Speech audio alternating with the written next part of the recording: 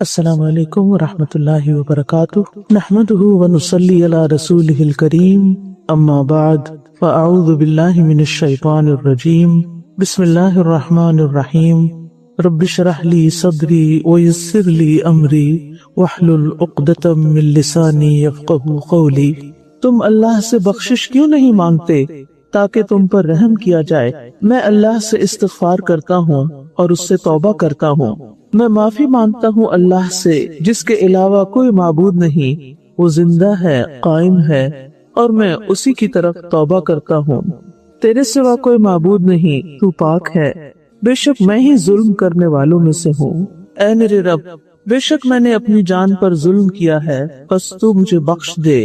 اے میرے رب، مجھے بخش دے اور مجھ پر مہربان ہو جا، بے شک تو ہی بہت توبہ قبول کرنے والا، بہت رحم فرمانے والا ہے۔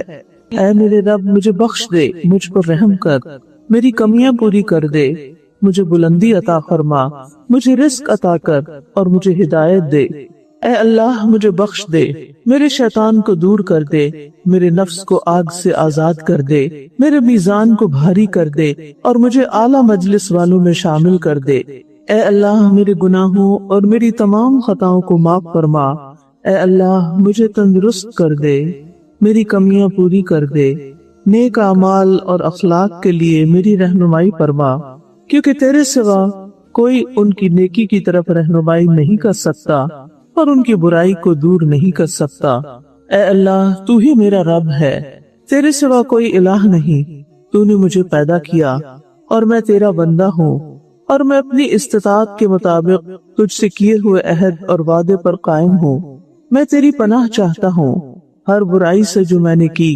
میں اپنے اوپر تیری عطا کردہ نعمتوں کا اعتراف کرتا ہوں اور اپنے گناہ کا اقرار کرتا ہوں، بس مجھے بخش دے، کیونکہ تیرے سوا کوئی گناہوں کو بخش نہیں سکتا۔ اے میرے رب، میری خطا، میری نادانی اور میرے تمام معاملات میں میرے حد سے تجاوز کرنے میں میری مغفرت فرما، اور ان گناہوں میں بھی جن کو تو مجھ سے زیادہ جانتا ہے۔ اے اللہ، میرے لیے میری خطائیں، میرے ارادے کے ساتھ کیے ہوئے گناہوں اور بلا ارادہ کیے ہوئے گناہوں اور میری ہنسی مذاق میں کیے ہوئے گناہوں کو معاف فرما دے، اور یہ سب میری ہی طرف سے ہیں۔ اے اللہ، جو گناہ میں کر چکا ہوں اور جو کروں گا، اور جنہیں میں نے چھپایا اور جنہیں میں نے ظاہر کیا، ان میں میری مغفرت فرما۔ تو ہی آگے کرنے والا اور تو ہی تاخیر کرنے والا ہے، اور تو ہر چیز پر پوری قدرت رکھنے والا ہے۔ اے اللہ، مجھے بخش دے، میرے شیطان کو دور کر دے، میرے نفس کو آگ سے آزاد کر دے، میرے میزان کو بھاری کر دے اور مجھے اعلیٰ مجلس والوں میں شامل کر دے۔ ابو اذر انماری رضی اللہ عنہ سے روایت ہے کہ رسول اللہ صلی اللہ علیہ وسلم جب رات کو سونے لگتے تو یہ دعا پڑھا کرتے تھے۔ اس میں سب سے پہلے اللہ سبحانہ تعالیٰ سے اپنے گناہوں کی بخشش مانگی گئی ہے۔ رسول اللہ صلی اللہ علیہ وسلم کے تو اگلے پچھلے سب گناہ معاف کر دیے گئے تھے، لیکن یہاں دراصل آپ کا امت کو سکھانا مقصود ہے۔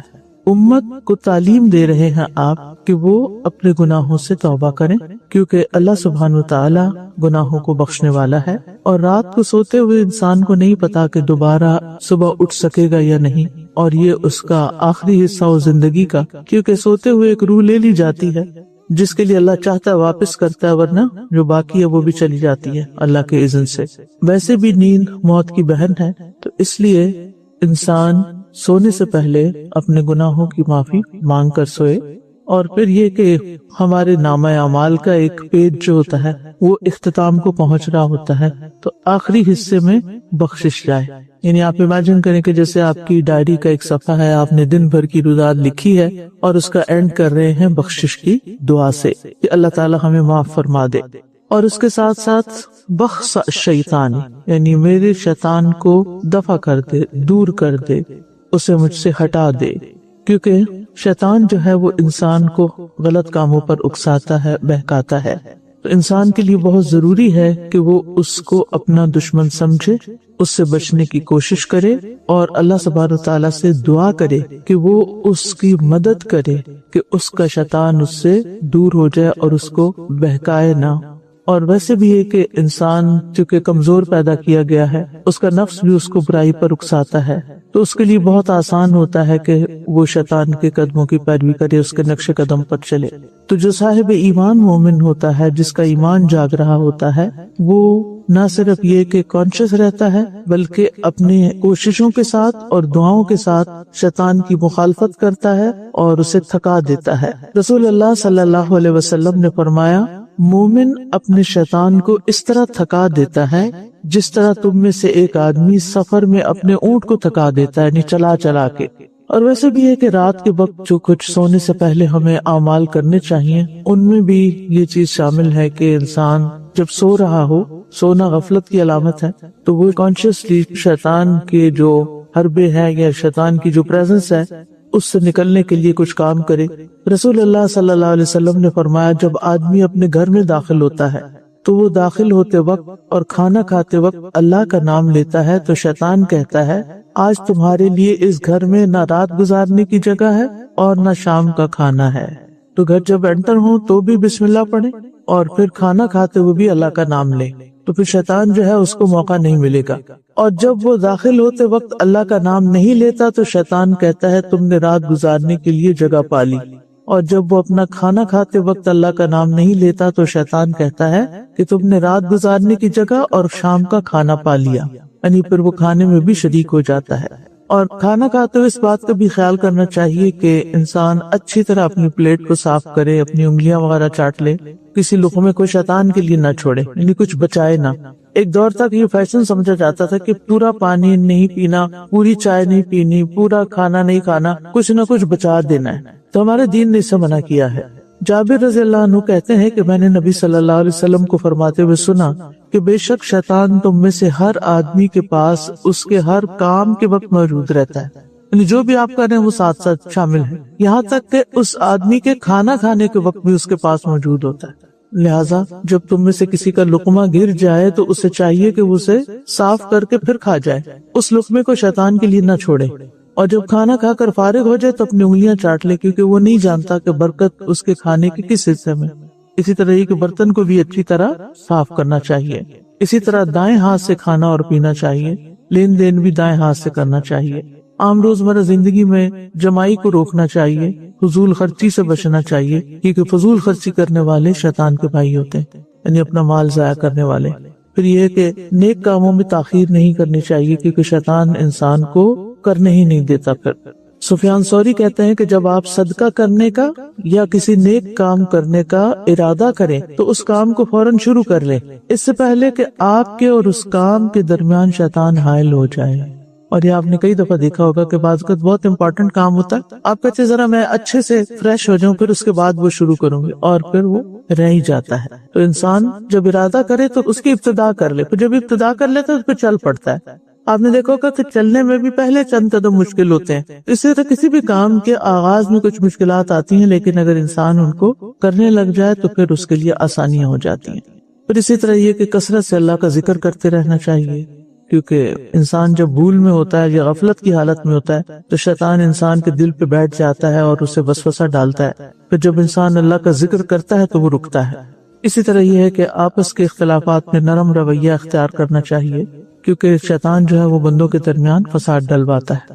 پھر اس حدیث میں آتا ہے دعا میں وفق کا رہانی، رہن کہتے ہیں وہ چیز جسے قرض میں وثیقہ بنایا جاتا ہے، یعنی قرض لینے کے لیے جس چیز کو پیش کیا جاتا ہے۔ تو مراد اس سے کیا ہے کہ میرے نفس کو میرے گناہوں کی قید سے آزاد کر دے، یعنی میں رہن میں ہوں تو مجھے آزاد کر دے اور میری گردن کو ہر اس حق سے چھڑا دے جو مجھ پر ہے، اور ان اعمال کی سزا سے بچا لے جسے معاف کرنا تو پسند نہیں کرتا۔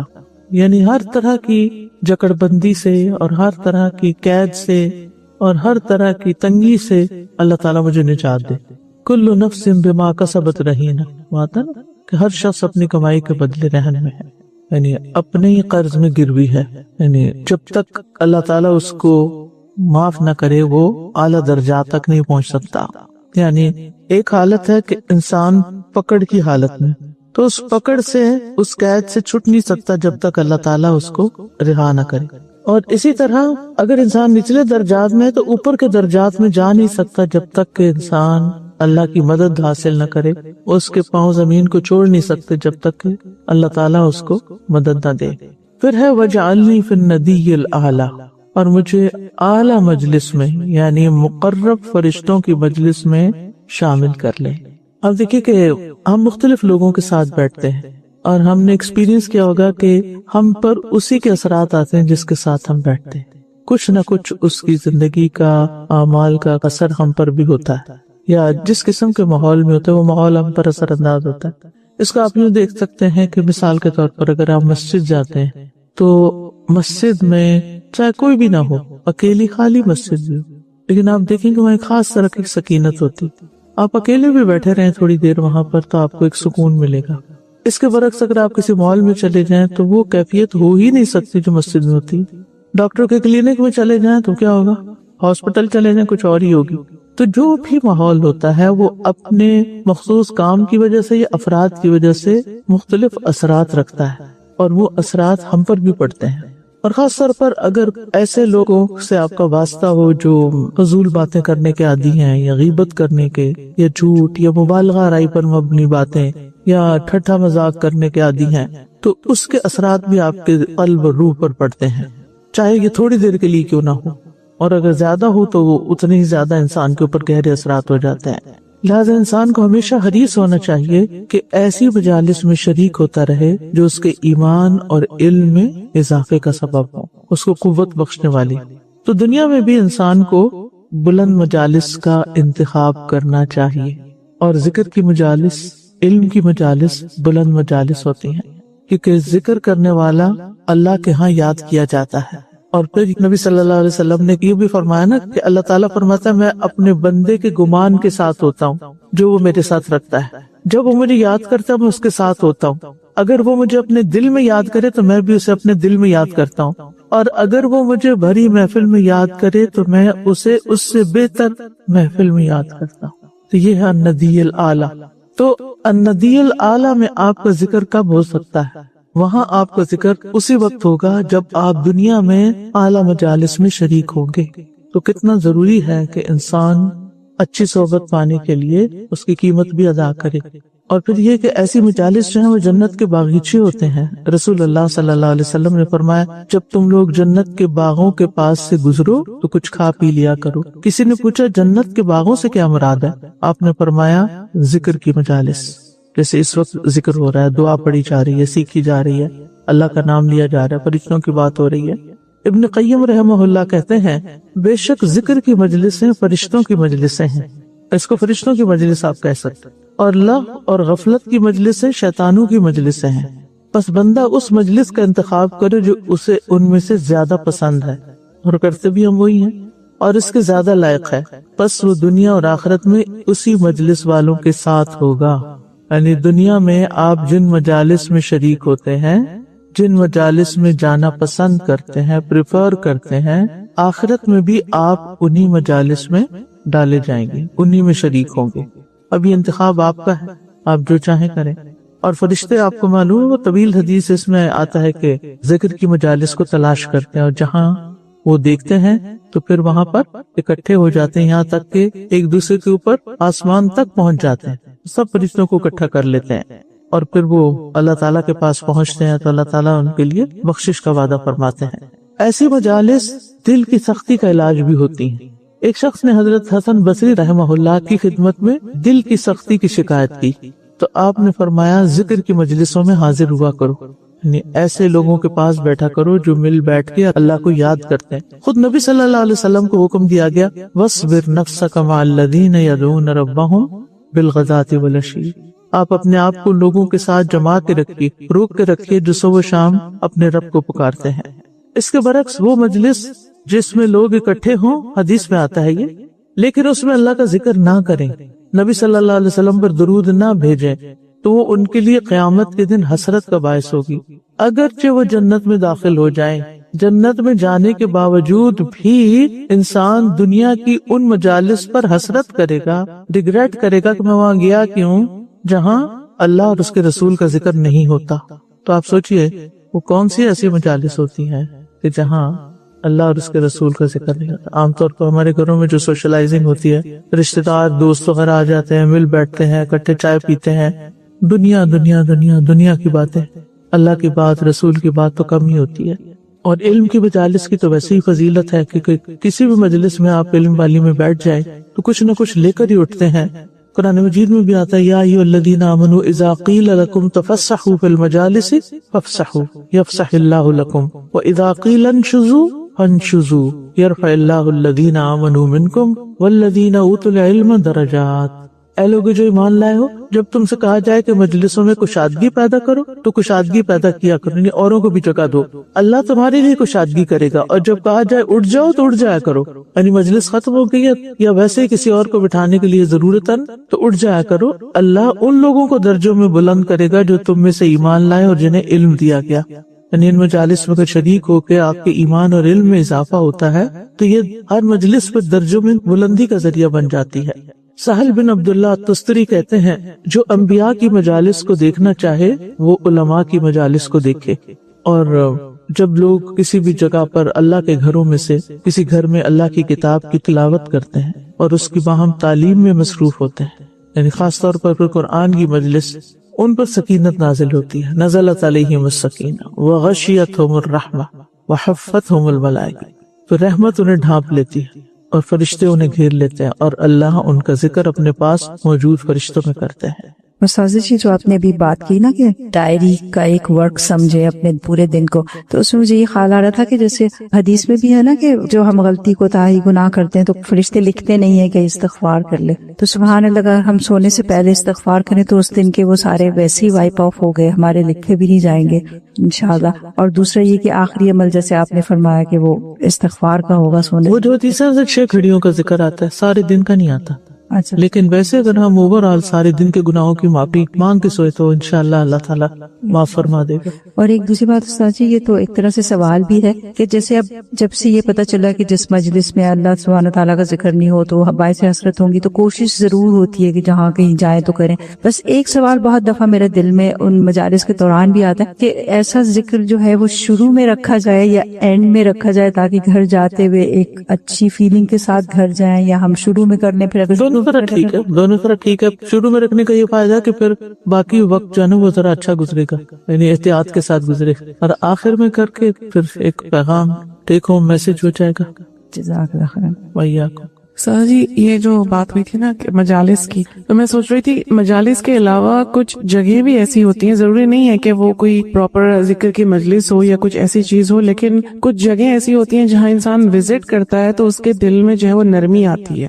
مثال کے طور پہ ابھی جولائی کے منتھ میں میرا ہاسپٹل جانے کا بہت زیادہ اتفاق ہوا تھا. میری مدر ان لا وہاں پر تھیں، تو میں جب وہاں پہ جاتی تھی اور لوگوں کی بے بسی دیکھتی تھی، اور وہ بھی وہ لوگ جو بہت زیادہ عمر رسیدہ بھی تھے، یعنی 100 ایئرس کی وہاں پہ عورتیں تھیں، اور وہ اس حالت میں تھیں کہ بالکل ہیلپ لیس، اور ان کی ایک آس ہوتی تھی کہ کوئی ان کے پاس آ جائے، کوئی ان کے پاس بیٹھ جائے. تو یہ ساری جگہیں بھی اور ان سارے لوگوں سے ملنے سے بھی نا دل میں بہت نہ صرف یہ کہ نرمی آتی ہے بلکہ بہت زیادہ اللہ کا شکر بھی دل سے نکلتا ہے کہ ہم بہت بہتر ہیں، بہت سوچ رہے ہیں. شکر گزاری ہوتی ہے، اللہ کی طرف توجہ ہوتی ہے، اللہ تعالیٰ سے کنیکشن ہوتا ہے، دعا کرتے ہیں، استغفار کرتے ہیں، رحمت مانگتے ہیں. استاذہ، آپ کی ایڈوائس کیا ہوگی کہ اگر ہم مجلس میں کھڑے رہ کے کچھ بولنا چاہے تو آبجیکشن کرتے لوگ؟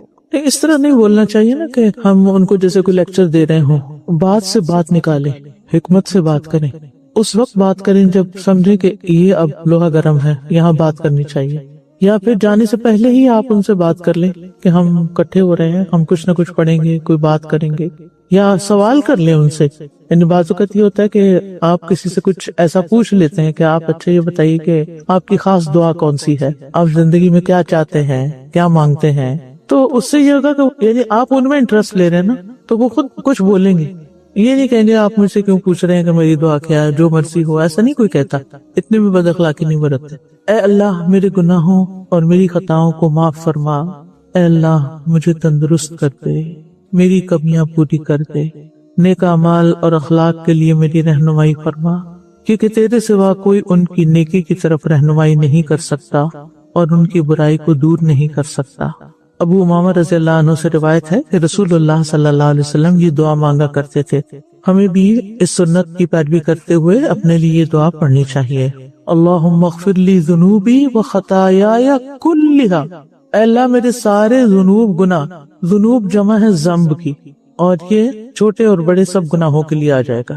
اور خطایای یہ چھوٹی چھوٹی غلطیاں، بھول چوک، کلھا ساری کی ساری، چھوٹی بھی اور بڑی بھی. اللہم انعشنی یعنی مجھے صحت مند کر دے، بیماری سے پاک کر دے.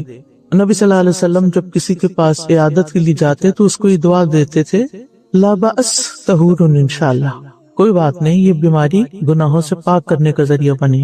حدیث میں آتا ہے کہ مدینہ میں ایک شخص بیمار ہوا، آپ اس کی عیادت کے لیے اس کے گھر تشریف لے گئے. وہاں پہنچ کر آپ نے فرمایا لا بأس طہور انشاءاللہ. اس کے مطلب نہیں کہ جب کوئی بیمار ہوتا ہے تو پراسرار طور پر اس کے گناہ دھل جاتے ہیں، اور کوئی آدمی اگر بیمار نہ ہو تو اس کے اندر اپنی غلطیوں کو کوئی احساس نہیں پیدا ہوتا. بیماری میں انسان کے اندر نرمی آتی ہے، اپنی غلطیاں یاد آتی ہیں، اور پھر انسان توبہ استغفار کرنے لگتا ہے، اور اس طرح وہ بیماری گناہوں سے پاک کرنے کا ذریعہ بنتی ہے. یعنی اس کے اندر ایک عاجزی آتی ہے، جب بیمار ہوتا ہے نا تو محتاجی آتی ہے، عاجزی آتی ہے، اور یہ عاجزی جو ہے یہ اس کو اللہ سے قریب کر دیتی ہے، قرب کا ذریعہ بن جاتی ہے.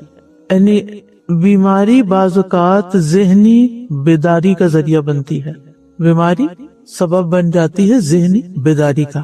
اور ذہنی بیداری جو ہے یہ دنیا کی سب سے بڑی نعمت ہے کہ انسان کو حقائق نظر آنے لگے، انسان کو نفع نقصان سمجھ آنے لگے. اب دیکھیں مثلا بچوں کا آپ کہتے پڑھیں وہ نہیں پڑھتے، کیوں؟ ان کو شعور نہیں ہے، احساس نہیں کہ وہ کتنا بڑا اپنا نقصان کر رہے. اور اسی طرح دیگر چیزیں کہتے ہیں نا، زیادہ طبق روشن ہو جانا، اس کی آنکھیں کھل جانا. بعض اوقات کسی کے رویے سے کوئی ایسی چیز انسان کو سمجھ میں آ جاتی ہے، انسان کو اپنے پرائے کا فرق سمجھ میں آ جاتا ہے، انسان کو کسی مخلص اور منافق کا فرق سمجھ میں آ جاتا ہے. یہ سب ذہنی بیداری سے ہی ہوتا ہے. لیکن عموماً یہ ذہنی بیداری عام طور پہ علم سے تو ہوتی ہے، لیکن مشکل سے، تکلیف سے، بیماری سے بہت زیادہ ہوتی ہے. انسان ایک دم چکرنا ہو جاتا ہے، میں کیا کر رہا ہوں، کیا کر رہا تھا، کیوں ہو گیا میرے ساتھ یہ، میں کہاں غلط ہوں، اور اس طرح کی بہت ساری چیزیں. تو صحت جیسی نعمت کی شکر گزاری اور قدر کرنا بڑا ضروری ہے. لیکن اگر انسان بیمار ہو تو اس کو بھی اللہ تعالیٰ کا ظلم نہ سمجھے، بلکہ اپنے حق میں فائدہ مند سمجھے.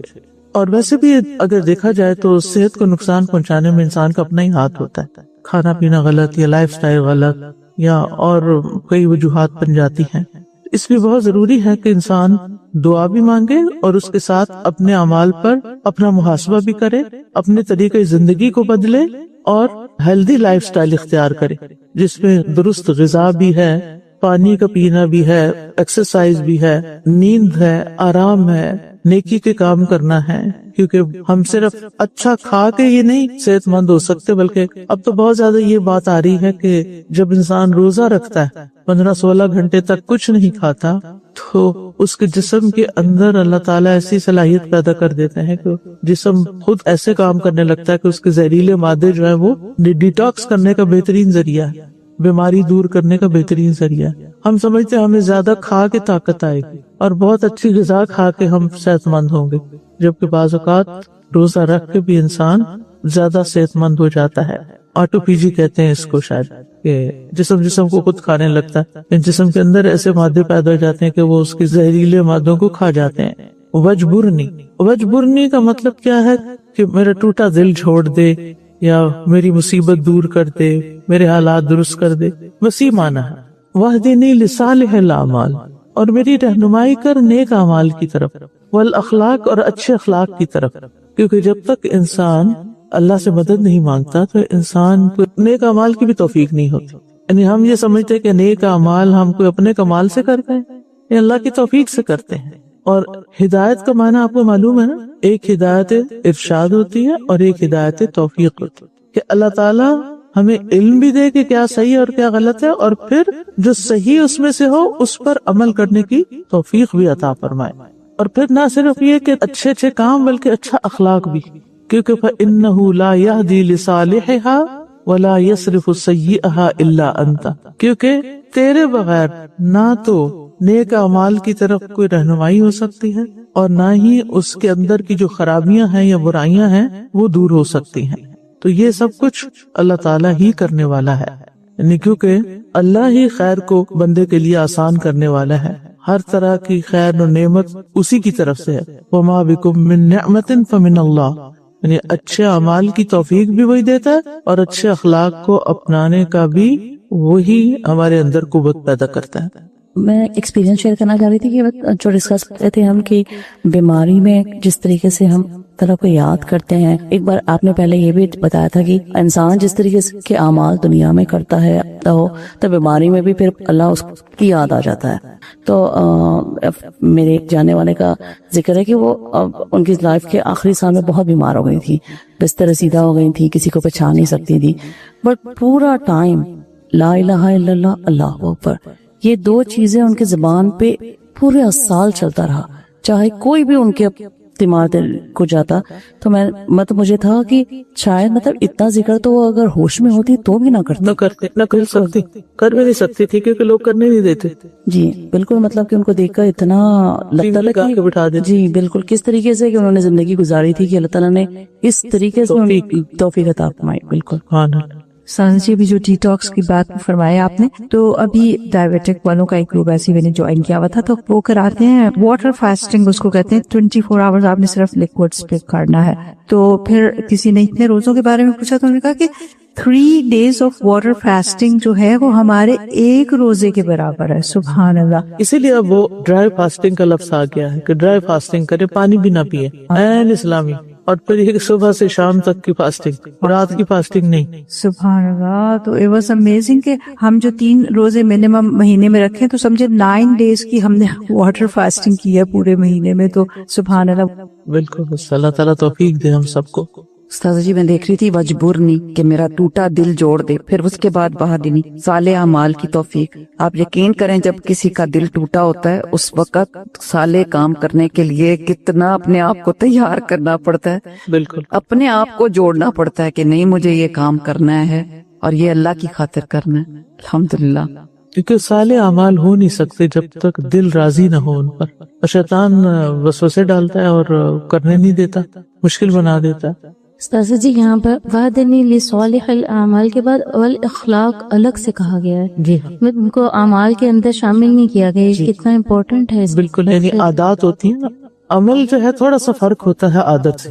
یعنی آپ کو صدقہ کرنے کی عادت ہے، ٹھیک ہے، اور صدقہ کرنا ایک عمل ہے.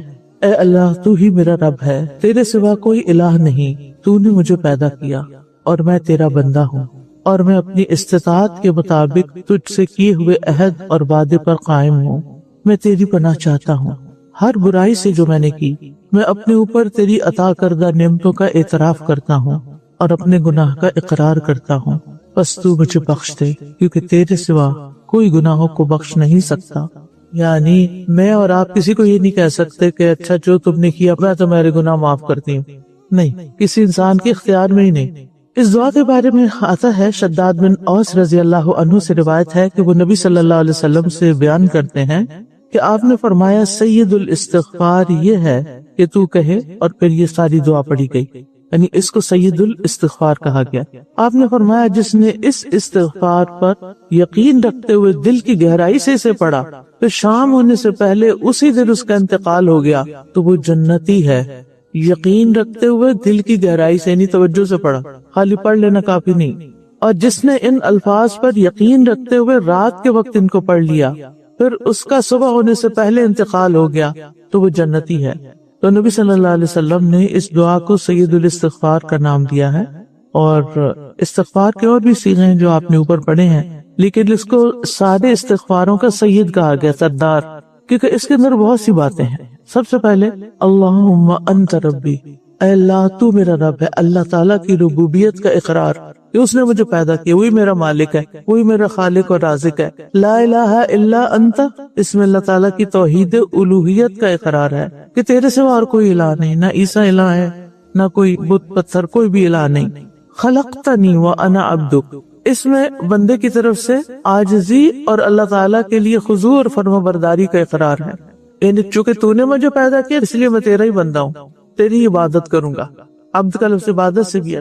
وَأَنَا عَلَىٰ عَهْدِكَ وَوَعْدِكَ مَا اسْتَطَعْتُ، پھر مزید اعتراف ہے کہ میں تیرے وعدے پر قائم ہوں، تیرے عہد پر قائم ہوں، اور میں پوری اپنی طاقت کے مطابق اس وعدے کی پابندی کروں گا.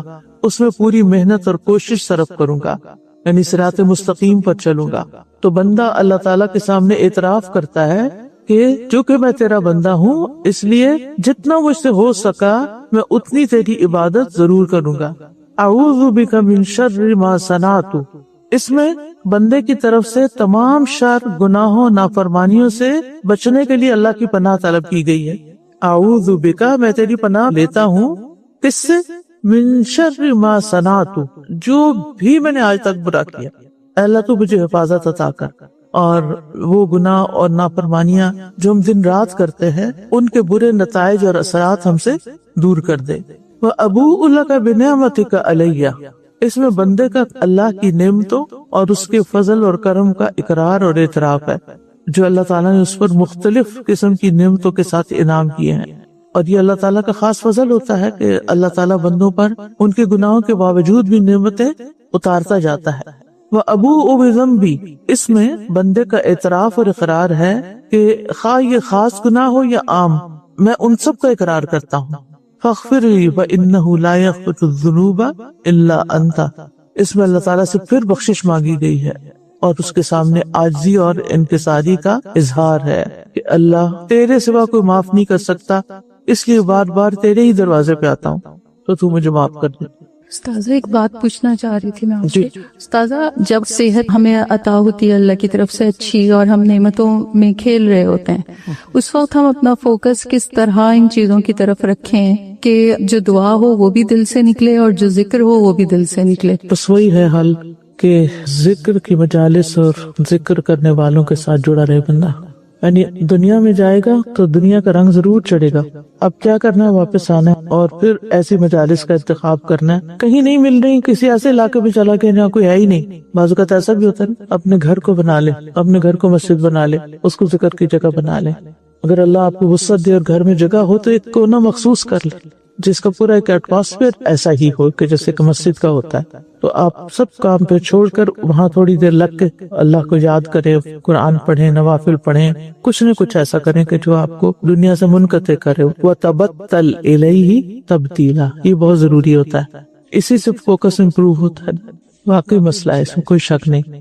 اے میرے رب، میری خطا، میری نادانی اور میرے تمام معاملات میں میرے حد سے تجاوز کرنے میں میری مغفرت فرما، اور ان گناہوں میں بھی جن کو تو مجھ سے زیادہ جانتا ہے۔ اے اللہ، میرے لیے میری خطائیں، میرے ارادے کے ساتھ کیے ہوئے گناہوں اور بغیر ارادے کے کیے ہوئے گناہوں اور میری ہنسی مذاق میں کیے ہوئے گناہوں کو معاف فرما دے، اور یہ سب میری ہی طرف سے ہیں۔ اے اللہ، جو گناہ میں کر چکا ہوں اور جو کروں گا، اور جنہیں میں نے چھپایا اور جنہیں میں نے ظاہر کیا ہے، ان میں میری مغفرت فرما۔ تو ہی آگے کرنے والا ہے اور تو ہی پیچھے کرنے والا ہے، اور تو ہر چیز پر پوری قدرت رکھنے والا ہے۔ یہ دعا صحیح بخاری میں ہے۔ ابو موسیٰ اشعری کہتے ہیں کہ رسول اللہ صلی اللہ علیہ وسلم یہ دعا مانگا کرتے تھے، اور اس میں بھی رب اغفر لی خطیئتی و جہلی، اے میرے رب، میرے لیے میری خطائیں اور میری جہالتیں معاف کر دے، یعنی میرے گناہوں کو مٹا دے، اور جو جہالت کی وجہ سے میں نے غلط کام کیے ان کو بھی مٹا دے۔ بعض اوقات انسان ایک کام کرتا ہے اور اس کو پتہ نہیں ہوتا یہ گناہ کر رہا ہے اور آرام سے کیے چلتا ہے، بعد میں پتہ چلتا ہے تو شرمندگی ہوتی ہے۔ اب کیا کریں، اب تو ہو گیا، اب اللہ تعالیٰ سے دعا کریں کہ وہ جو جہالت میں ہوا اس کو بھی معاف کر دے۔ اور پھر یہ کہ کچھ گناہ ایسے ہوتے ہیں جو ہم ارادے سے کرتے ہیں، کچھ بلا ارادہ ہی ہو جاتے ہیں۔ وَإِسْرَافِي فِي أَمْرِي كُلِّهِ، اور ہر معاملے میں میرا حد سے گزر جانا، اعتدال سے ہٹ جانا، چاہے وہ نیکی کا کام ہے چاہے برائی کا کام ہے۔ یعنی ایسا نہیں ہوتا کہ حد سے بڑھتے ہیں ہم صرف برائی میں، بلکہ اچھے کاموں میں، نیک کاموں میں بھی ہم حد پہ نہیں رہتے، بعض اوقات جس میں رہنا چاہیے۔ مثلا نبی صلی اللہ علیہ وسلم کا مقام ان کی حد سے زیادہ بڑھا دو، جس کو غلو بھی کہا جاتا ہے۔ اور اسی طرح یہ ہے کہ بعض اوقات ہم نوافل پڑھنے لگتے ہیں تو پڑھتے چلے جاتے ہیں حتیٰ کہ نیند کا وقت چلا جاتا ہے، پھر سو جاتے ہیں اور پھر فرض قضا کر دیتے ہیں۔ کئی لوگ تہجد پڑھ کے سوتے ہیں اور فجر قضا کر دیتے ہیں، تو یہ بھی حد سے بڑھنا ہے۔ پھر وَإِسْرَافِي فِي أَمْرِي كُلِّهِ، اور میرا اسراف ہر معاملے میں۔ وَمَا أَنْتَ أَعْلَمُ بِهِ مِنِّي، اور اے اللہ میرے وہ گناہ بھی معاف کر دے جن کے بارے میں تو جانتا ہے کہ ان کے لیے معافی مانگنی چاہیے لیکن انسان کو نہیں سوچ آتی۔ اللہ نے ان کو گن رکھا ہے، وہ خود بھول چکا ہے انسان، تو اللہ وہ بھی معاف کر دے۔ اور میری خطائیں اور میرے جان بوجھ کر کیے ہوئے گناہ بھی جو مجھ سے سرزد ہو گئے ان کو بھی معاف کر دے۔ وجہلی وحزلی کل ذالک عندی، اور میری جہالت میں کیے ہوئے گناہ اور ہنسی مذاق میں کیے ہوئے گناہ یہ سارے کے سارے معاف کر دے. کیونکہ بعض اوقات انسان سمجھتا ہے کہ وہ کوئی سیریس کام نہیں کر رہا، یعنی بہت لائٹ لیتا ہے کسی غلط کام کو کر کے، یا اسے ہنسی مذاق میں اڑا دیتا ہے، یا پھر یہ ہے کہ ہنسی مذاق کرتے کرتے کسی کا دل دکھا دیتا ہے. تو یہ سب بھی اسی میں شامل ہو جاتے ہیں. اللہم اغفر لی ما قدمت وما اخرت، اللہ میرے لیے معاف کر دے جو میں نے آگے بھیجے یا جو سابقہ زندگی میں مجھ سے سرزد ہوئے، اور وہ بھی معاف کر دے جو آئندہ زندگی میں مجھ سے سرزد ہوں گے. اور ان کا سرزد نہ ہونا جو ہے یہ ناممکن ہے، یعنی ہو جائیں گے، انسان کو خود اپنا پتہ ہوتا ہے. اور پھر یہ ہے کہ ان تمام معاملات میں اچھی طرح پناہ طلب کی جائے. اور پھر انت المقدم و انت المؤخر، تو ہی آگے بڑھانے والا اور تو ہی پیچھے کرنے والا ہے. رزق ہو، علم ہو، رتبہ ہو، مقام ہو، کچھ بھی ہو، صرف اللہ کے اذن سے ہی انسان کو ملتا ہے. اور اللہ سبحانہ تعالیٰ ہی انسان کو آگے بڑھاتا ہے. اور کبھی انسان کی بھرپور کوشش ہوتی ہے اور انسان پیچھے رہ جاتا ہے، اس اپرچونٹی کو مس کر جاتا ہے. وَأَنْتَ عَلَى كُلِّ شَيْءٍ قَدِيرٌ، اور اے اللہ تو کسی کام کے کرنے سے عاجز اور بے بس نہیں، تو یہ سب معاف کر سکتا ہے، تو ہمیں معاف کر دے.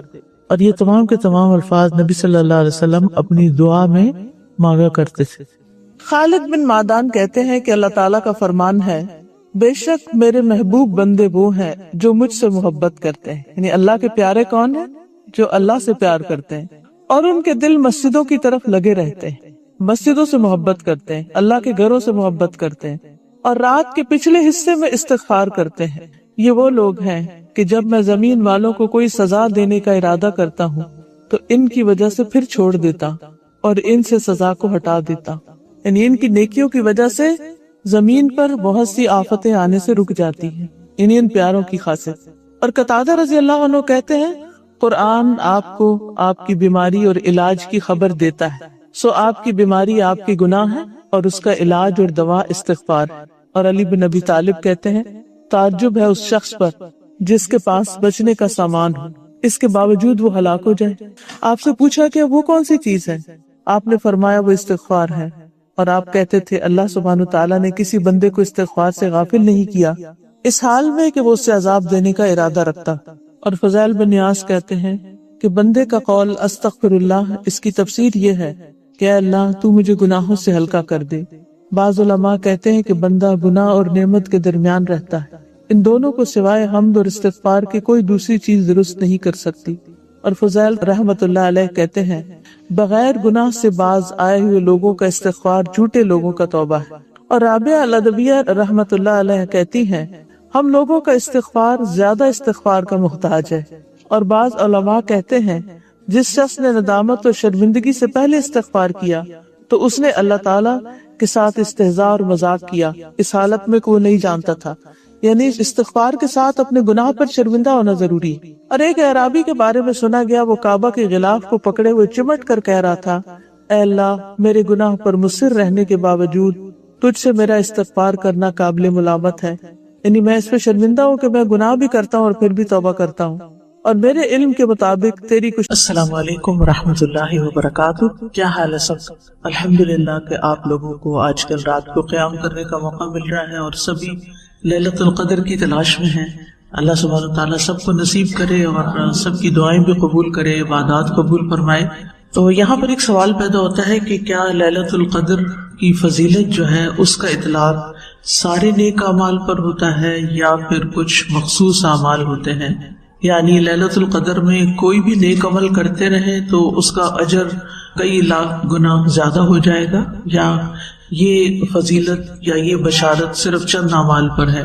تو اس میں آپ دیکھیے کہ شیخ صالح العثیمی ہیں، ایک عالم ہے بہت بڑے فتویٰ کمیٹی کے، تو وہ کہتے ہیں کہ جو لوگ لیلۃ القدر میں اعمال کی اقسام کے بارے میں بات کرتے ہیں تو وہ کہتے ہیں کہ اس رات میں کیے جانے والے اعمال ان 1000 مہینوں سے افضل ہیں جن میں لیلۃ القدر نہیں ہوتی. یعنی جو لوگ اس بات کو عمومی بنا دیتے ہیں وہ ایک غلطی کا ارتکاب کرتے ہیں.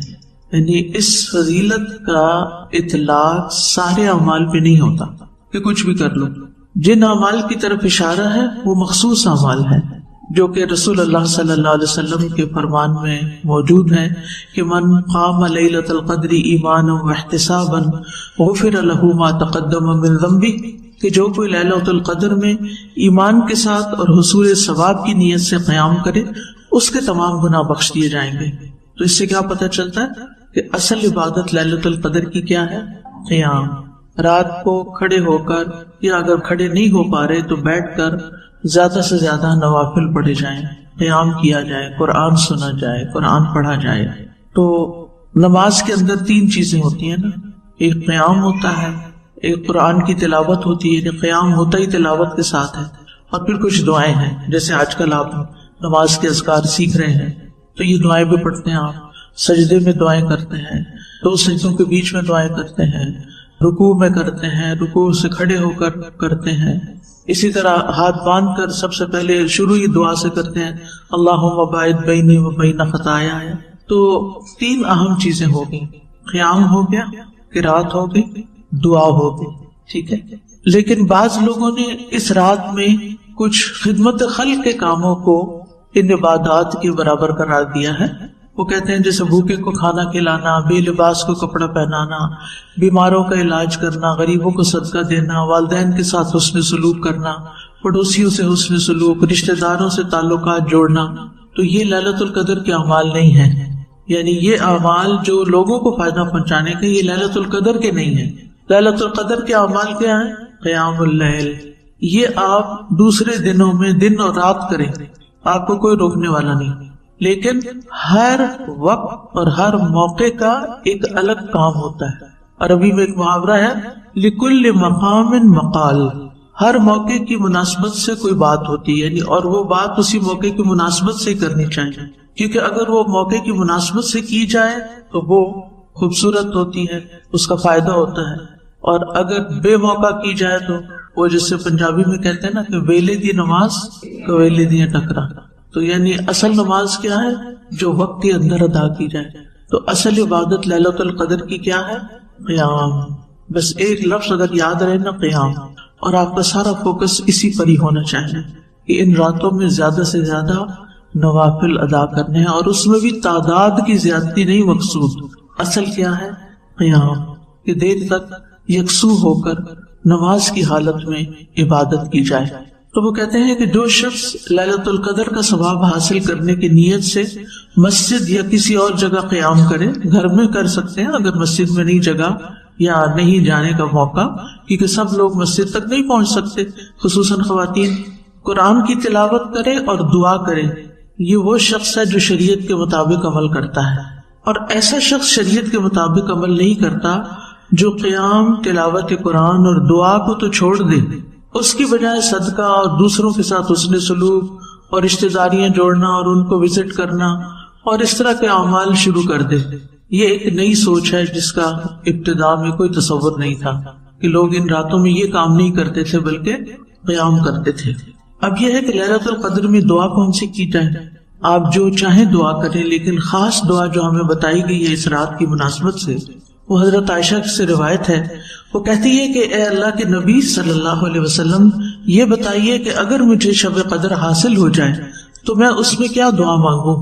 نبی صلی اللہ علیہ وسلم نے فرمایا تم یہ دعا مانگو، اللہم انک عفو تحب العفو فاعف عنی، اے اللہ تو خوب معاف کرنے والا ہے، معاف کرنے کو پسند کرتا ہے، یعنی خود بھی معاف کرتا ہے بہت زیادہ، اور بندوں سے بھی کیا پسند کرتا ہے کہ وہ ایک دوسرے کو معاف کر دے، لہٰذا مجھے معاف کر دے۔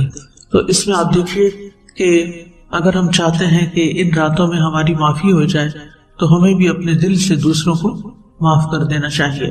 ابن رجب کہتے ہیں آخری عشرے میں تمام تر نیکیوں کو بخوبی بجا لانے کے ساتھ لیلۃ القدر میں خصوصی طور پر اللہ سے عفو درگزر طلب کرنے کو اس لیے کہا گیا ہے کیونکہ اعلیٰ مرتبت لوگ نیکیاں کرنے کے بعد ان پر اترانے کی بجائے یہی سمجھتے ہیں کہ ہم تو اللہ کا کچھ بھی حق ادا نہیں کر سکے، یعنی ساری عبادت کر کے بھی وہ کیا سمجھتے ہیں کہ ہم نے ابھی کچھ نہیں کیا، چنانچہ وہ ایک گناہگار اور قصوروار شخص کی مانند اللہ سے درگزر کا سوال کرتے ہیں کہ اللہ تو بس معاف ہی کر دے ہمیں، ہم تیرا حق ادا نہیں کر سکتے، اور عبادت کا حق تو ادا ہو ہی نہیں سکتا، تیری نعمتوں کا شکر بھی ادا نہیں ہو سکتا.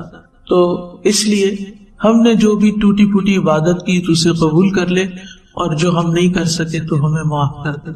اس سے نہ پھر انسان کے دل میں دو چیزیں پیدا نہیں ہوتی، ایک تکبر پیدا نہیں ہوتا اور دوسرے گلٹ نہیں رہتا. ہم میں سے بہت سے لوگ بہت کچھ کرنے کے بعد بھی نا اندر سے شرمندہ ہوتے ہیں، یعنی کم از کم میں تو بہت ہی شرمندہ ہوں کہ یا اللہ جو کرنا چاہیے وہ کر نہیں پاتی، وہ ہو نہیں رہا، ہو بھی نہیں سکتا. یعنی دل تو کیا چاہتا ہے بہت کچھ کرے، لیکن عملاً رات گزر جاتی ہے پتہ نہیں چلتا، کچھ بھی نہیں ہو پاتا.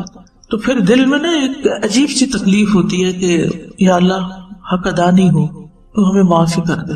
تو اس لیے دونوں اعتبار سے معافی مانگنے کی ضرورت ہے. اگر یہ احساس ہو گیا ہے کہ بہت کچھ کر لیا تب بھی معافی مانگ لیں، اور اگر یہ احساس ہو گیا کہ کچھ نہیں کیا تب بھی معافی مانگ لیں. اللہ سبحانہ وتعالی ہم سے قبول کر لے. تو اس لیے دل لگا کے محبت سے یہ دعا کثرت سے کرتے رہے. دعائیں تو ساری دعائیں ہیں، ساری اچھی، لیکن اگر ہمیں معافی مل گئی تو سمجھے سب کچھ مل گیا. کسی بھی حکم پر جب عمل میں دشواری پیش آ رہی ہو، دو چیزیں ذہن میں رکھا کریں. ایک تو یہ ہے کہ آپ پورے دل سے چاہتے ہیں وہ کرنا، نیت درست ہے آپ کی اور آپ اس کی ایفرٹ بھی کر رہے ہیں. لیکن دوسری چیز یہ کہ ایفرٹ کے باوجود وہ نہیں ہو پایا جو کرنا چاہیے تھا. تو ایسی صورت میں پھر یہ آیت ہمیشہ یاد رکھا کرے، فاتقوا اللہ ما استطعتم، اللہ کا تقوی اختیار کرتے رہو جتنی تم میں استطاعت ہے. یعنی جو ہم کر سکتے ہیں وہ ہم تو کر رہے ہیں، اور اگر کوئی تعاون نہیں کر رہا اور اس کے تعاون کے بغیر یہ عمل مکمل نہیں ہوتا. کچھ عمل ہوتے ہیں یک طرفہ، آپ نے کیا بس ہو گیا، آپ کے ہاتھ میں ہوتا ہے نا وہ کرنا، آپ کی چوائس پہ ہوتا ہے. لیکن کچھ کاموں میں آپ کو دوسرے کا ہینڈ بھی چاہیے، اور وہ ہینڈ نہیں آ رہا تو آپ اکیلے ہاتھ سے کتنا کر سکتے ہیں. جتنا کر سکتے ہیں اتنا کر کے اپنی نماز میں توجہ کریں. فاتقوا اللہ ما استطعتم، جو استطاعت ہے وہ کر لیں، اللہ تعالیٰ اسی کو قبول کرے گا. اللہ تعالیٰ بہتر جانتا ہے کہ آپ کی استطاعت کیا ہے کیا نہیں. اللہ کے ساتھ سچے ہوں، اور جب آپ کے دل میں ہوتا ہے نا کہ اللہ کو تو پتا ہے نا، اور واقعی جینوئن بات ہے اور جینوئن ریزن سے میں سجدہ نہیں کر رہی، نہ کہ سستی کے مارے، تو وہ پھر اللہ کو پتا ہے اور معاملہ اللہ کے ساتھ ہے. پھر دل میں گلٹ نہیں ہونا چاہیے، بس درگزر کی درخواست کرتے رہنا چاہیے. آج کل یہ ٹرینڈ چل پڑا ہے کہ 27ویں کو نکاح کرنا ہے، یعنی ہم نے عبادت کے مواقع کو بھی اپنی دنیاوی جو چیزیں ہیں ان کے لیے مخصوص کر لیے.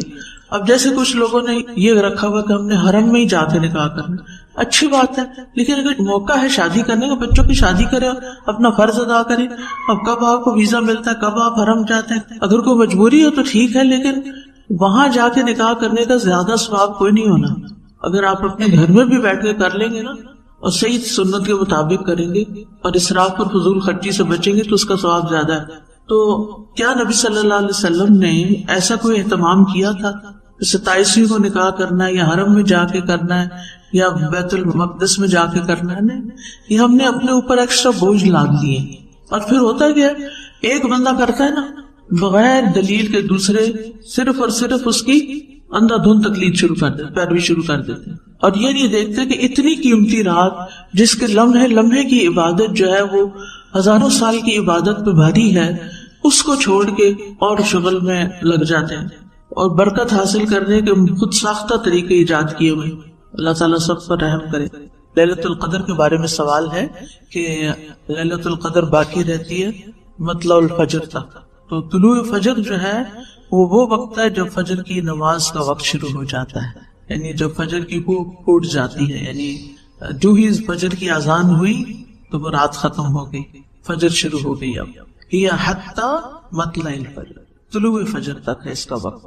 لیلۃ القدر میں عبادت گزشتہ گناہوں کی مغفرت کا باعث ہے. عن ابی ہریرہ ان رسول اللہ صلی اللہ علیہ وسلم قال من قام لیلۃ القدر ایمانا واحتسابا غفر له ما تقدم من ذنبه متفق علیہ. حضرت ابو ہریرہ رضی اللہ عنہ سے روایت ہے کہ نبی اکرم صلی اللہ علیہ وسلم نے فرمایا، جس نے لیلۃ القدر میں ایمان کے ساتھ ثواب کی نیت سے قیام کیا، یہ جو قیام کا لفظ ہے یہ قابل غور ہے، اس کے گزشتہ گناہ معاف کر دیے جاتے ہیں. تو آخری راتوں کی بہترین عبادت طویل نمازیں ہیں، لمبا قیام ہے. اسے بخاری اور مسلم نے روایت کیا ہے. یہ الگ بات ہے کہ جن لوگوں کو نماز نہ پڑھنا ہو پھر وہ بیٹھ کے کچھ ذکر اذکار کرتے رہیں، لیکن ساری نیکیوں میں سے بہترین نیکی جو اس رات میں کی جا سکتی ہے وہ طویل قیام۔ لیلۃ القدر کی سعادت سے محروم رہنے والا بہت ہی بد نصیب ہے۔